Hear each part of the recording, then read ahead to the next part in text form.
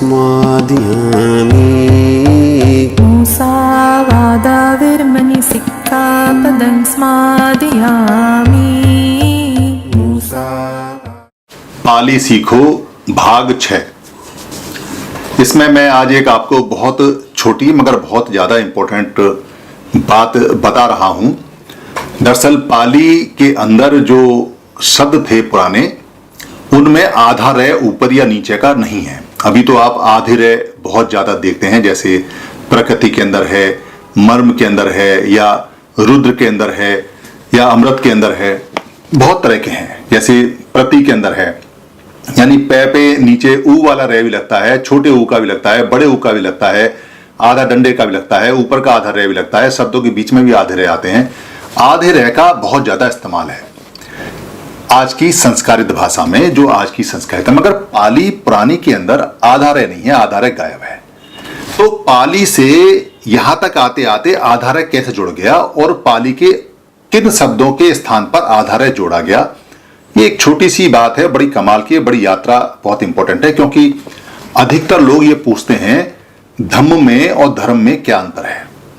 वो ये नहीं पूछते कि कर्म में और कर्म में क्या अंतर है, या निकम्मे में और निकर्म में क्या अंतर है। यानी निकम्मा और निकर्मा, निकर्मा शब्द आपने सुना नहीं, निकम्मा बहुत सुना है। तो आपने धर्म शब्द बहुत सुना है, धम्म बहुत कम सुना है। तो आपने कम सुना है, सुना भी है, क्योंकि निकम्मा बोलते हैं हम उसको, तो कम, और खाली अगर जब कम बोलते हैं तो कर्म बोलते हैं। तो इसको ध्यान दीजिए कि कहीं हम निकम्मा बोल रहे हैं और कहीं हम कर्मा बोल रहे हैं, यानी निकर्मा नहीं बोल रहे हैं। कहते हैं निकम्मा बड़ा पैसा है, यानी धम्म और धर्म। तो बहुत सारे लोग धम्म और धर्म की परिभाषा देते हैं, देनी भी चाहिए, क्योंकि जो धर्म है वो आते आते मैन मेड हो गया, मनुष्य के द्वारा बनाए हुए नियम हो गए। और जो धम्म था वो दरअसल भगवान बुद्ध ने जो मटेरियल है, जो नेचर है, जो उसके गुण हैं, जो वो धारण करते हैं, उसके आधार पर बताया था। और धम्म और धर्म की परिभाषा लोगों ने हजारों लाखों में, जिससे पूछेंगे वो नई परिभाषा गढ़ के आपको सुना देगा। तो उसी के संदर्भ में यहाँ पाली सीखो 6 के अंदर है कि आधा रे कैसे आ गया संस्कृत भाषा में, और पाली में नहीं था तो पाली के किन शब्द की जगह वो आया। धम्म में आधा में और मैं है, जैसा आप यहाँ देख रहे हैं। तो आधे मैं को खत्म करके रे बन गया।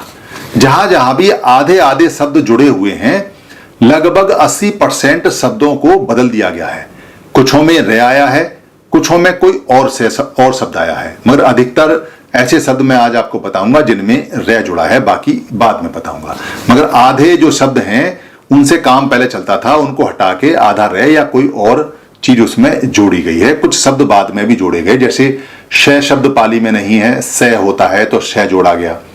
और श और आधा रे मिला के, आधा श और आधा श मिला के श्री वाला जो श्रेय है उसको बनाया गया। ये पाली के अंदर नहीं है। तो जैसे आप अगर ध्यान देंगे तो जो शुद्ध शब्द है, शुद्ध माने बिल्कुल प्योर होता है, और शुद्ध का शूद्र बना दिया, और बाद में से भी बदल दिया, फिर शुद्ध से शूद्र कर दिया। तो ऐसे शुद्ध से शुद्ध, शुद्ध से शुद्ध, और शुद्ध से शुद्ध, और शुद्ध से शूद्र बना के ये पूरा बदल दिया गया। यानी आज के समय में इसके अर्थ ही बदल दिए गए। शुद्ध जो होता है, प्योर जो होता है, जो शुद्ध होता है, इसका मतलब प्योर होता है, और शुद्ध का मतलब गाली होगी। हालांकि शुद्ध का मतलब प्योर ही है आज भी, मगर चूंकि बदलता चला गया, इसलिए लोगों ने इसको उसी रूप में ले लिया। आप इसको गाली नहीं मानेंगे तो ये फिर उसी तरह से शुद्ध और पूरी तरह से अच्छा हो जाएगा। ये आपके ऊपर है। तो दूसरा शब्द आता है, आप जैसे वर्ण व्यवस्था बहुत देखते हैं। अब ये जो वर्ण व्यवस्था है, इसमें जो रे लगा हुआ है वो पहले नहीं है, तो इसको बोलते हैं वन, यानी कि वे आधा ने फिर पूरा रे, यानी कि ये वर्ण हो गया। तो वर्ण से वर्ण बना हुआ है, रे लगा है। इसी तरह से कम है, जिसका कर्म बना हुआ है। और ये जो कान होते हैं इनको कर्ण बोलते हैं, कर्ण। और कर्ण को पाली के अंदर जो पुरानी भाषा है, कहां से ये बना है, ये कर्ण से बना है, के रे से बना है, कर्ण से कर्ण बना हुआ है। इसी तरह से कत्तू का मतलब है कर्तु, जिसको कर्ता बोलते हैं। कत्तू है, आधा तय और तय है, तो उसको कर्ता बोलते हैं। उसी तरीके से ये चलता है, जैसे तिप के अंदर तीव्र बोलते हैं, दब्ब के अंदर द्रव्य, दब्ब के अंदर दर्भ, दलित के ऊपर दलित, और सहस के ऊपर सहस्र हो गया, वट के अंदर वट हो गया, दिठ के अंदर दृश्य हो गया, दुब्बा के अंदर दुर्वा, और मग जो होता है, जिसको आप मग मार्ग बोलते हैं, वो मग है, दरअसल वो मग हो गया। दुर्गम यानी कि दुर्ग का हो गया दुर्ग और मैं आगे लगाया तो दुर्गम, और दुर्ग माने हो गया दुर्ग यानी कि जिसको कहते हैं बड़ा दुर्गम काम है, इसका मतलब दुर्ग है। और सग अगर होगा तो उसको आज के समय में स्वर्ग बोलते हैं, और अमत को बोलते हैं अमृत, और ईर्षा को ईर्षा, नक को नक्र और नग को बोलते हैं नग्न। ये आता नहीं है मगर इसको नग्न को एक तरह से उसी हिसाब से बोला जाता है। नत का मतलब है नर्त और नर्तक का मतलब है नर्तक। निगोद का मतलब है निग्रोध, वटवृक्ष जिसको बोलते हैं। शुद्ध का मतलब है शूद्र, नियात का मतलब है निर्यात, और निश्चय का मतलब है निश्रय, और मिश्र का मतलब है मिश्र यानी जो मिक्स्ड होते हैं उसको मिश्र बोलते हैं। कहते हैं ना मिस्सी रोटी दे दे, आज भी चलता है मिस्सी रोटी दे दे। मिस्सी का मतलब है मिक्स रोटी दे दे, पंजाबी के अंदर मिस्सी बोलते हैं आज भी, और हमारे यहाँ उसको कहते हैं मिश्री रोटी दे दे यानी मिली हुई दे दे। तो हमारे यहाँ आधे शहर है का नॉर्थ में इस्तेमाल हुआ, मगर पंजाब में पाली आज भी चलती है, कहते हैं मिस्सी रोटी दे दे। वो मिश्री रोटी नहीं मांगते, मिस्सी रोटी दे दे। वज्र माने वर्ज और वज्जन माने वर्जन, दर्शन माने दर्शन, दुर्बल का हो गया दुर्बल, और आक्रमण का हो गया आक्रमण। ऊण का मतलब हो गया ऊण, और जो इद्द है, इद्द सबसे इंपॉर्टेंट है, इद्द का हो गया इंद्र, और इद्दियों का मतलब हो गया इंद्रियें।